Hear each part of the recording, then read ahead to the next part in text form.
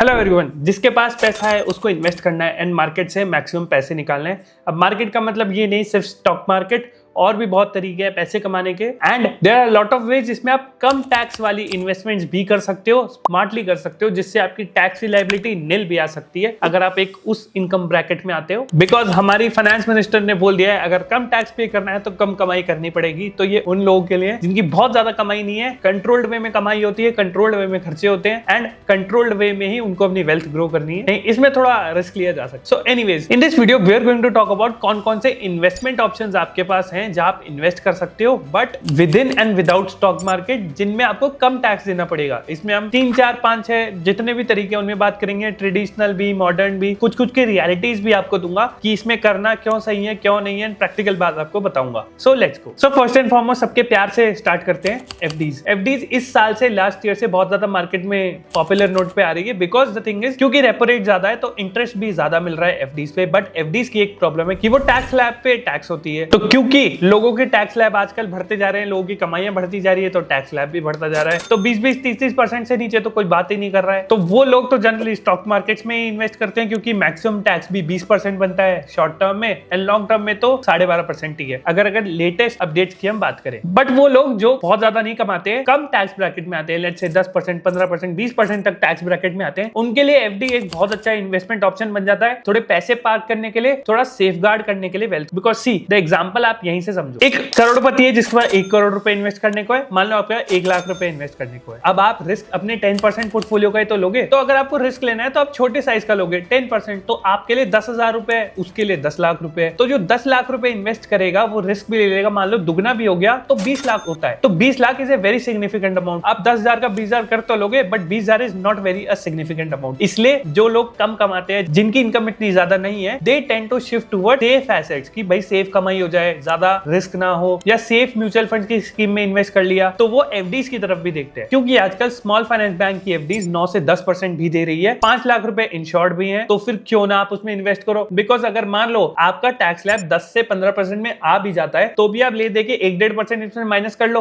तो 8-8.5% आपका हुआ ना। तो 8-8.5% is a very good form of investing safe returns आपकी नॉर्मल सी कमाई के साथ। इसके लिए कौन सी ऐप आप यूज कर सकते हो? You can use stable money. अब मैं आपको थोड़ा सा रिव्यू भी दूंगा कि कैसे आपको उसमें बुक करनी है FD, but this is not a promoted video. इसका रीजन यही है कि मुझे खुद को ये ऐप बहुत अच्छी लगती है, फ्लूइडिक है, चलने में ठीक है, एंड इसमें बहुत सी चीजें सही भी है। एंड क्योंकि मैंने खुद ने भी इसके थ्रू एफडी में इन्वेस्ट किया था, तो it's my job to tell you कि ये इसका जर्नी कैसा है इन्वेस्टमेंट का। एंड एक और बात, डिस्क्रिप्शन में रेफरल लिंक जरूर है, but this is only for our stray dogs in our community. तो जो भी रेफरल इनकम हमारा चैनल जनरेट करता है, we pass it on to our stray dogs in our community, जो उनका फायदा हो जाता है। तो अगर आप एफडी करा रहे हो, आप उसके थ्रू करा सकते हो, you will be helping a dog in need. So right now you are on the screen record. आप देख सकते हो ऐप का ये इंटरफेस है। इसमें जनरली ये स्मॉल फाइनेंस बैंक को पहले प्रमोट करते हैं, बिकॉज इसमें लिखा भी है कि सूर्योदय, शिवालिक या उत्कर्ष दे आर देयर पार्टनर्स। तो पार्टनर्स का टैग अलग से लगा है। I don't know why that is, because may be कोई कमीशन का चक्कर होगा या फिर कोई बात हो रखी होगी गारंटी वगैरह की, आई डोंट नो।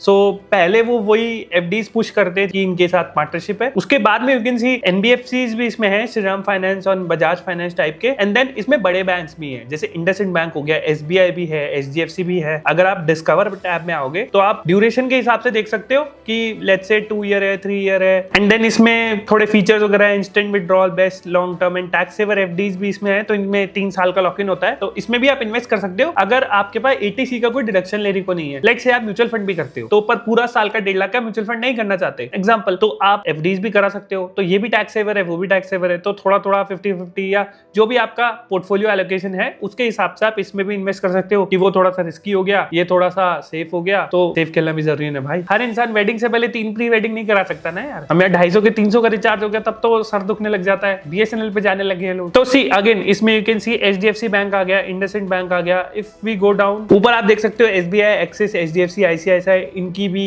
एफडीज है। एसबीआई की चेक करते हैं। सो 1 साल 1 महीना 5 दिन सीनियर सिटीजन की 7.6 एंड 7.1। ओके, तो दिस इज ऑल्सो गुड। 7%, 8.5% का फर्क है, बट ये भी safe safest form of FDs हो गई, मतलब सेफ, बैंक भी सेफ, एफडीज खुद भी सेफ है, एंड देन इसमें कोई टैक्स सेवर आती होगी वो उसमें फिर टैक्स सेविंग भी हो गई। इससे ज्यादा सेफ क्या होगा भाई जीवन में। ठीक है, तो दिस इज मोटा मोटा how you start with it. आप कोई सी भी, लेट्स से मैं सिलेक्ट कर लेता हूँ, शिवालिक की कर लेता हूँ, एंड देन मैं इन्वेस्ट करके एसआईपी भी कर सकता हूँ। एफडीज में भी एसआईपी आ गई, एसआईपी भी कर सकता हूँ एंड वन टाइम भी कर सकता हूँ। एंड इसमें आपको एफडी स्टेटमेंट डायरेक्ट मिल जाएगी, आपका पैन नंबर और नाम सेम होना चाहिए, डीओबी वगैरह सब फेच कर लेगा। एंड केवाईसी होती है because as per RBI norms आजकल जो भी इन्वेस्टमेंट प्रोडक्ट खरीदता है उसको केवाईसी करनी जरूरी है फर्स्ट अगर इक्विटी नहीं कर रहा तो। So this is one of the way आप एफडी टेबल मनी के थ्रू कर सकते हो। बहुत ही इंटुइटिव, बहुत ही बेटर ऐप है, and since they are registered with RBI DGCI सबसे, तो there is no problem I think regulation की तरफ से, so we can do it. I don't think, मैंने आई बीन इन्वेस्टिंग 1-2 साल से, तो मेरे को तो कोई प्रॉब्लम नहीं आई है। एक एफडी मेरी मैच्योर भी हो गई है एंड दूसरी चल रही है। And then there are other apps also. आजकल विंटवेल्स जो बॉन्ड्स का प्लेटफॉर्म है उसने भी एफडी स्टार्ट कर दी है, and then Groww, IND money, सब लोग एफडीज में घुसते जा रहे हैं क्योंकि रेपो रेट ज्यादा है, तो people are getting attracted towards 8 से 9%, 10% तक का रिटर्न। ये तो हो गया एफडी। सेकंड, अब आता है टैक्स फ्री एसआईपी। मैं आपको समझाता हूं एक्चुअली में what is this. Let's say आपके पास 10,000 रुपीज एवरी ईयर है to invest in an SIP, या 1,000, कुछ भी एक अमाउंट स्पेसिफिक आपके पास है to invest in an SIP. अब आप कैसे भी म्यूचुअल फंड ले लो, बहुत ज्यादा हाई रिस्क ले लो, लो रिस्क ले लो, नॉर्मल भी ले लो, स्मॉल कैप भी ले सकते हो, लार्ज कैप भी ले सकते हो, मल्टी कैप, फ्लेक्सी कैप भी। अब ये होते क्या है और इनको क्लासिफिकेशन क्या होता है, इनकी डेफिनेशन क्या होती है, तो इनकी एक मैंने वीडियो बना रखी है, वो आप देख सकते हो,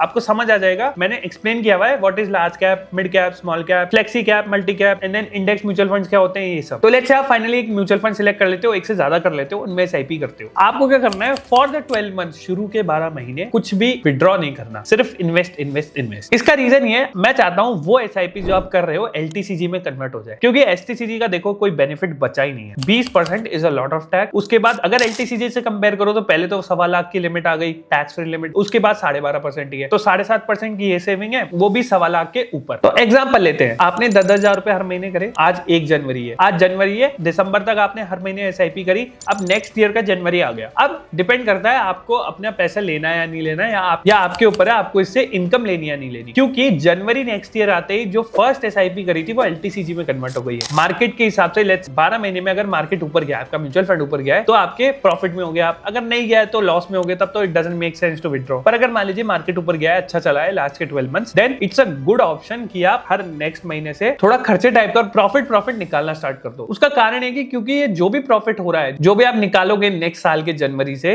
बेसिकली टैक्स फ्री होगा, क्योंकि 1.25 लाख तक की लिमिट है। तो 10,000 जितने की भी एसआईपी करो, इतना प्रॉफिट तो नहीं हो रहा होगा कि साल के 1.25 लाख क्रॉस हो रहे हैं। अगर हो रहे तो फिर वो देख के ही आप विड्रॉ करो, 1.25 लाख तक ही विड्रॉ करो, जो एटलीस्ट 1.25 लाख की फिक्स्ड इनकम, फ्री इनकम आ गई आपके पास, कोई टैक्स नहीं देना, एंड इन्वेस्टेड भी रहे म्यूचुअल फंड में, वो अलग। सो अगर आप एसआईपीज करते हो, म्यूचुअल फंड, इक्विटी या डेट जो भी करते हो, अगर टैक्स नॉर्म को ध्यान में रखते हुए चलोगे, अगर आप ये देखते हुए चलोगे कि हाँ 1.25 लाख तक 1 साल के बाद तो कोई देना ही नहीं है, तो वो 1.25 लाख को पूरी की पूरी इनकम को आप यूटिलाइज करो। 1.25 लाख रुपीज हर साल फ्री मिलेंगे। कितने होते हैं यार, महीने के 10,000 रुपए होते हैं। इनसे अपना खाना, मनोरंजन सब करो, क्या प्रॉब्लम है, घूमना फिरना भी करो। Because see the point is, अगर आप घूमना फिरना करते भी हो या एंटरटेनमेंट पे खर्चा करते ही हो, कहीं ना कहीं वो गिल्ट आ जाता है, यार इतना खर्चा हो गया, इतना हो गया। अगर आप वही चीज टैक्स फ्री इनकम के फॉर्म में कमा के खर्चा करते हो तो इतना बुरा नहीं लगेगा। एग्जाम्पल, मान लो कि आप बिजली कंज्यूम कर रहे हो, एसी चल रहा है, कुछ भी चल रहा है, एंड वहीं आपके घर पे सोलर लग गया, तो सोलर लगने के बाद आप बिजली कंज्यूम करोगे तो गिल्ट थोड़ी होगा कि यार इतनी देर एसी चल गया, इतनी देर पंखा चल गया। No, right, because the thing is कि उसमें आपका फ्री कंजम्पशन है, उसमें आपका कोई खर्चा लग ही नहीं रहा, तो वो गिल्ट भी नहीं होता, डिप्रेशन भी नहीं होता फालतू का। तो इट्स अ गुड थिंग कि आप टैक्स फ्री इनकम की जो लिमिट है उसको पूरा यूटिलाइज करो, एंड इंडियन गवर्नमेंट ने जो भी आपको साधन दिए टैक्स बचाने के, पैसे बचाने के, वो सब आप पूरा लो। देन फिर आता है थर्ड, बॉन्ड्स। लोग डाइवर्सिफाई करने के लिए बॉन्ड्स में इन्वेस्ट करते हैं। विंडवेल्थ एक ऐसा प्लेटफॉर्म है जिसमें आप बॉन्ड में इन्वेस्ट कर सकते हो। The reason behind investing in bonds is कि आपको मान लो इक्विटी से हटना है, मतलब मार्केट से हटके इन्वेस्टमेंट करनी है, 10-12% की रिटर्न जनरेट करनी है। इसमें प्रॉब्लम यही कि टैक्स स्लैब के हिसाब से होता है, तो अगर आप टैक्स स्लैब ज्यादा है तो 30% डज नॉट मेक सेंस। अगर आपका टैक्स स्लैब 10-15% के अराउंड है तो आप कर सकते हो बॉन्ड में। एंड अगर बहुत ही बड़ा पोर्टफोलियो सारा इक्विटी में कर रहे हो तब तो अगेन 30% टैक्स स्लैब फिर उस समय मैटर नहीं करना चाहिए, बिकॉज थोड़ा सा आपको डाइवर्सिफाई करके चलना जरूरी है। Markets will not support you every year, वो 5 ईयर 10 ईयर बेसिस पे में भी एवरेज आउट हो जाएगा, पर हर साल आपको सपोर्ट नहीं करेंगे। यू नेवर नो आपको कब पैसों की जरूरत पड़ जाए। तो इमरजेंसी फंड अगर सॉर्टेड है तो फिर आप थोड़ा सा रिस्की गेम खेल सकते हो, but you should always diversify. And then fourth, there are other investments. अब अदर इन्वेस्टमेंट में क्या आता है, P2P लेंडिंग लेंडिंग आता है, ये भी थोड़ा सा रिस्की है, बट इसमें 14% तक भी ले जा रहे हैं करने वाले, एंड लास्ट 2 सालों से लोग कर ही रहे हैं, and I haven't heard of a default, but इसमें डिफॉल्ट के चांसेस हैं, रिस्की है, बट वो आप देख के ही चलो। 2 से 5% ज्यादा से अपना पोर्टफोलियो मत करो। कौन कौन सी एप्स है जो करती है? 12% क्लब हो गई भारत पे की, देन देयर इज मोबिक्विक में extra, then there is Lendbox, then there is another platform TradeCred, उसमें भी इन्वेस्टमेंट करके आप पैसे बना सकते हो। Invoice discounting is what they use, उसमें आप जनरली बड़े बड़े कंपनीज के इनवॉइसेस में इन्वेस्ट करते हो एंड 10-12% रिटर्न आपको आ जाता है। So that's all for the video. I hope आपको समझ आया होगा इन्वेस्टमेंट ऑप्शंस कहां आप इन्वेस्ट कर सकते हो एंड कौन कौन से तरीके हैं मार्केट के अलावा भी, सेफ भी, थोड़े रिस्की भी, एंड एफडीज में भी आप कैसे सही तरीके से एफडीज कर सकते हो एंड टैक्स फ्री रिटर्न 10 से 12% का आराम से जनरेट कर सकते हो। So I will see you soon, bye bye.